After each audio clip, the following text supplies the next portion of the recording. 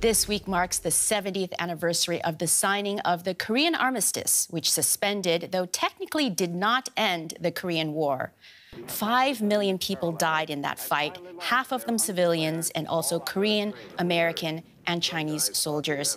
It divided Korea into North and South and has since turned from a hot war to a cold conflict. Today, some 28,000 U.S. soldiers remain stationed in South Korea, and along the infamous DMZ, North and South Korean soldiers are ever ready to pick up where they left off, as DW's Georg Mattis reports from the 38th parallel. You have to stay in front of the white line, please. The Cold War lives on here in Panmunjom, in the demilitarized zone between North and South Korea. South Korean soldiers keep close watch on every move their communist neighbors make. Tensions are running high as North Korea tests ever more sophisticated missiles. Some can even reach cities in the US, the country that has pledged to protect South Korea. This is the most dangerous moment because there is a huge asymmetric capabilities North Korea has, which is nuclear capabilities. Once they either use nukes or seriously threaten to use nukes, we don't have any plan or to defend our country. And it is very doubtful that whether American government will actually respond with their nuclear weapons. North and South Korea are formally still at war with each other. The demilitarized zone was established in July 1953, when they ended 3 years of bloody war with the Korean Armistice Agreement. Relations between the two have had many highs and lows over the past 70 years, but they have now cooled considerably. Reunification is not high on the agenda for many people in the South Korean capital, Seoul.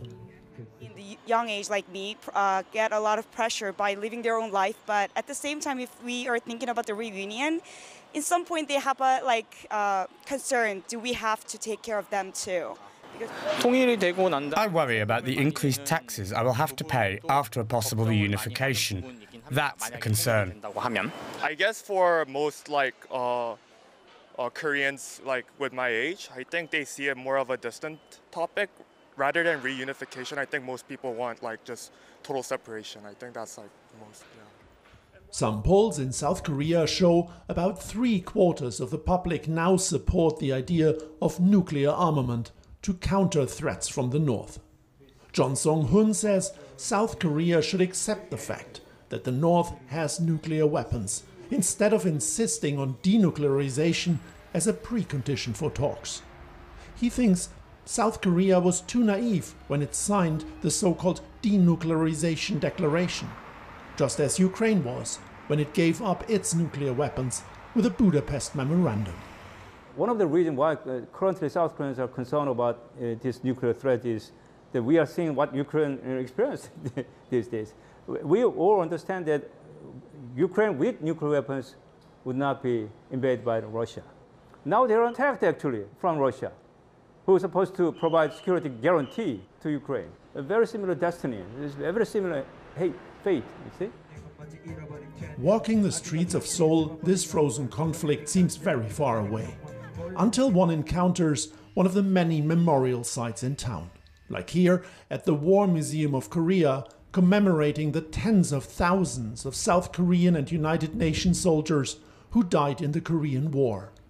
7 decades later, lasting peace still seems out of reach. Joining us is James Fretwell, an analyst at NK News. Thanks for coming on the program. So we mark 70 years of a frozen war, and gosh, looking at Pyongyang today, Kim Jong-un is firing off missiles and North Korea is a nuclear state. This is where things stand, right? Indeed, yeah, and North Korea really keeps plowing ahead very quickly with its nuclear weapons and missile capabilities. The big breakthrough was in 2017 when it launched its first missile capable of hitting the US. And over the past few months, it successfully tested its first solid fuel intercontinental ballistic missile. Now, that's important because while North Korea was able to hit the mainland US with liquid fuel missiles since 2017, solid fuel missiles, everything else equal, you can prepare them much more quickly for launch. So basically, bottom line is that North Korea is getting quite capable with its missiles, and that's very bad news for the US and South Korea. Right. And this is the kind of situation when we look at the two sides facing off that Ukrainian officials must be wondering and saying we absolutely need to avoid. And I say this because, of course, in eastern Ukraine, it's looking like a tough counteroffensive given the Russian military digging in literally with trenches along an entire front. No?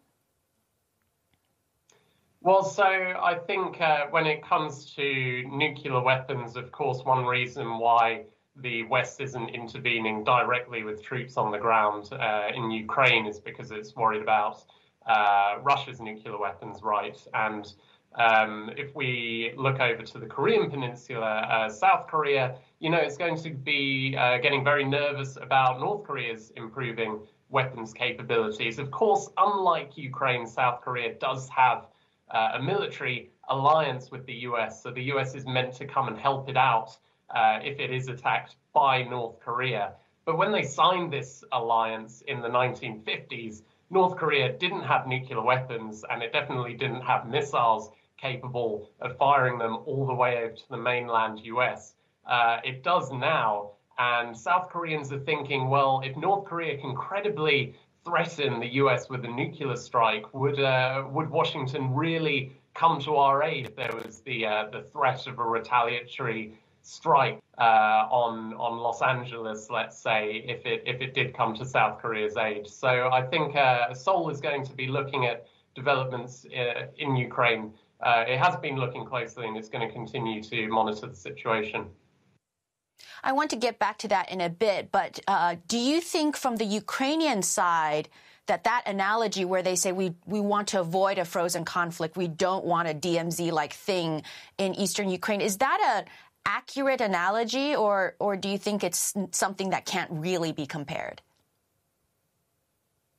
In some ways, of course, the no two conflicts are the same. The big difference between the Ukraine war and the Korean war is that the Ukraine war isn't a war between North and South Ukraine, right? It's an invasion from Russia of Ukrainian territory.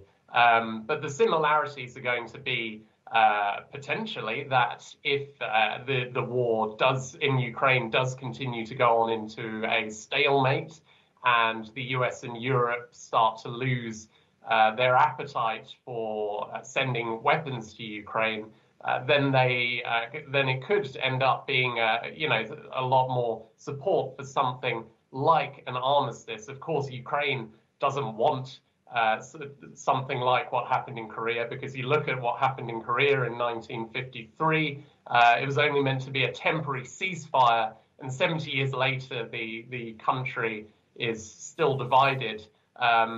But another comparison that you possibly could make is that, of course, South Korea at the time, even South Korea didn't want what has become now the so-called Korean solution.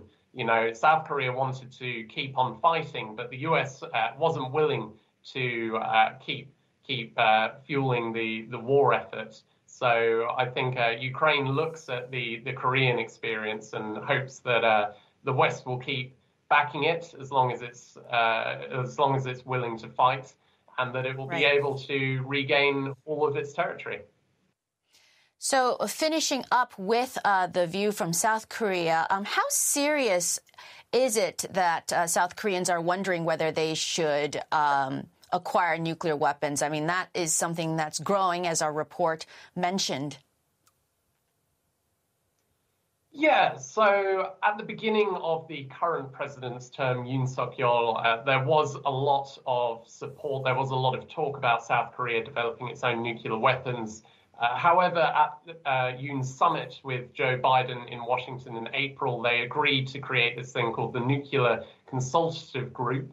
And this is meant to be this kind of dialogue where South Korea and America can discuss nuclear use, in the event of a North Korean attack. And this seems to have calmed some fears about America's commitment to South Korea and kind of calmed that dialogue about South Korea developing its own nuclear weapons. However, this consultative group, you know, it's a little bit vague, and at the end of the day, South Korea doesn't have any authority over American use of nuclear weapons. So I think for now, there's going to be less talk about South Korean nuclear weapons, but in the years to come, I think inevitably this question is going to be raised again.